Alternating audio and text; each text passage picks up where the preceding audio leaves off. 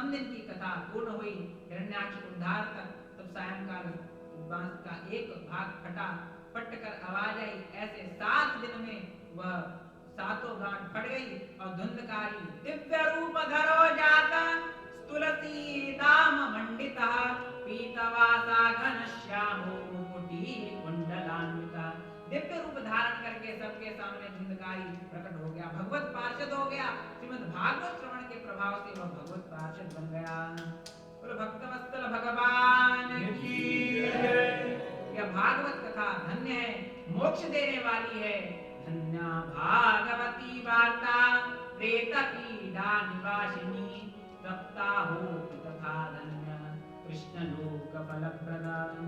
ये भागवत कथा बड़ी धन्यात धन्य है, अति मधुर है। धन्य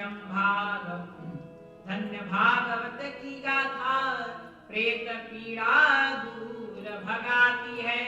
सप्ताह श्रवण से ये भी धन्य श्री कृष्ण धाम दिलवाती है। धुंधकारी को भगवत धाम की प्राप्ति हुई है।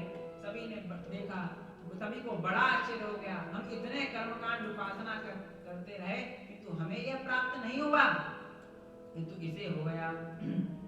भागवत जी से पाप डरते हैं। जिस प्रकार से अग्नि में डाल देने पर गीली सूखी जो होती है सारी लकड़ियां जल जाती हैं, उसी प्रकार से सप्ताह श्रवण के माध्यम से समस्त पाप भस्म हो जाते हैं।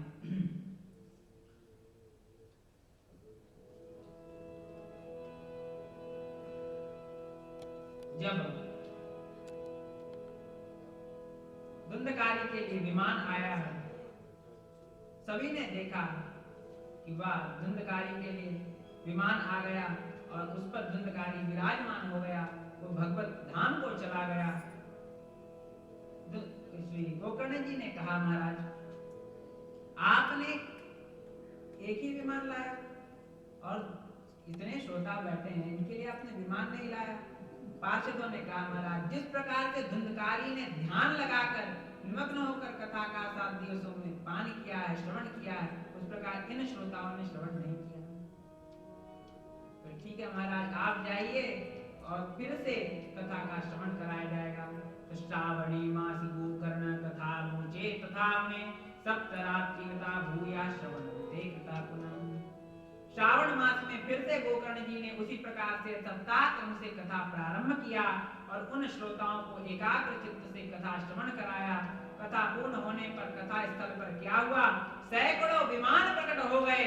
पांचजन्य ध्वनि चक्के हर्षा तत्र स्वयं हरि, गोकर्ण हंतु समालिंग्य करोत्सव सदृश हरि।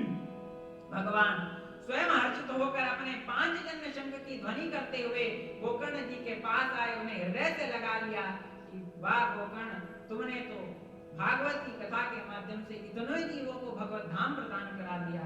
उस गांव में कुत्ते से लेकर चांडाल पर्यंत जितने भी जीव थे सबको भगवत विमान पर बैठाया गया और सब भगवत धाम को चले गए। बोल भक्तवत्सल भगवान की जय। गोकर्ण जी के साथ सभी भगवत धाम को गए हैं। जैसे अयोध्यावासी राम जी के साथ गए, अयोध्यावासिनः सर्वे पूर्व यथा रामेण संहिता, तथा कृष्णेन नीता भोगम योगिर्लभम्। सभी अयोध्यावासी भगवत धाम को चले गए, वैसे ही गोकर्ण जी के साथ सभी तुंगभद्र तटवासी भगवत धाम को चले गए। जहाँ सिद्धों की गति है, नारद जी सप्ताह यज्ञ की कथा श्रवण करने से जैसे उज्जवल फल संचित होता है, उसके विषय में हम आपको क्या कहें।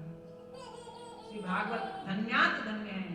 फिर माता के गर्भ में नहीं आना पड़ता, भागवत श्रवण के पश्चात उसका मोक्ष हो जाता है, वह भगवत धाम की प्राप्ति करता है। यह परम पवित्र ग्रंथ है, इसकी श्रवण से ब्रह्मानंद निमग्न हो जाते हैं। महाराज इस आख्यायिका को आख्यानमेतत् परमं पवित्रं श्रुतं सत्कृतदेव विदधैत भौगं, श्राद्धे प्रयुक्तं कृतकृतमाहवे नित्यं सुपाठात् पुनर्भवं च। इस परम पावन उपाख्यान का एक बार भी जो श्रवण कर लेता है, सदा सदा के लिए उसके समस्त पापों की निवृत्ति हो जाती है। श्राद्ध पक्ष में इसका अवश्य पाठ करें। श्राद्ध पक्ष में कथा करने पर पितरों की तृप्ति हो जाती है और जो निरंतर पाठ करता है, कथा सुनता है, उसका मोक्ष हो जाता है। बोल भागवत भगवान की जय। अथ ते संप्रवक्ष्यामः सप्ताह श्रवणे विधिं सहवासे सुरी सुरिश्चैव प्रायः साध्यो विधिस्मृता।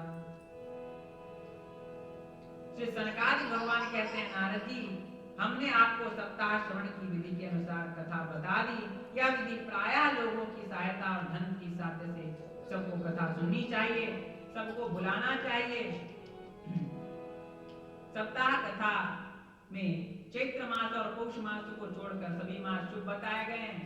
मल मास, शुक्ल मास एवं गुरु चंद्र के अस्त में, गुरुवादित्य खर मास में, मीन और धनु की संक्रांति में, चैत्र और पौष में सप्ताह का विधान नहीं है। जो कर्मकांड और सप्ताह विधि के साथ श्रवण किया जाता है उसका विधान नहीं, लेकिन निर्गुणम श्रवणम मतलब निर्गुण श्रवण तो हर समय हो सकता है, सत्संग तो कभी भी किया जा सकता है। श्रीमद् भागवत की कथा आरंभ से करने में भाद्रपद, अश्विन, कार्तिक, मार्गशीर्ष, आषाढ़ और श्रावण के 6 मास श्रोताओं के लिए मोक्षदायक बताए गए हैं। त्याज्य महीने को अवश्य छोड़ देना चाहिए और विधि का पालन करके अनुष्ठान करना चाहिए। यदि हम सकाम भाव से अनुष्ठान कर रहे हैं तो हमें पूर्ण रूप से विधि का पालन करना चाहिए और निष्काम भाव में विधि की आवश्यकता ही नहीं।